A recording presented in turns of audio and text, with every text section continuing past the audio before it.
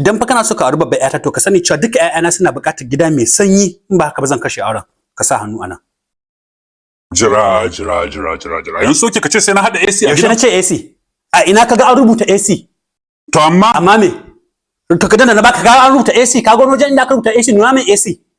baka yi karatu bane baka da ilimin boko ne ina nufin ta yaya gidan zai sanyi in babu AC sai an bato AC kace zaka yi kanfa na san kai talaka ne saboda ka bazan mutsa maka kai abin da ba zaka iya ba amma dole sai gida mai sanyi 24/7 ungon mu dai babu wuta dole sai na hada inverter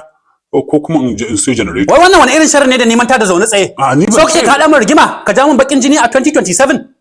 to ni ba ruwana da magana AC ko lantarki to na fahimta amma dai ka fara tunanin abin a ranka kai bature ina son babbar yarka amma a cikin zafi ya ta zauna na baka ita kyauta shiga gida ka dauko ta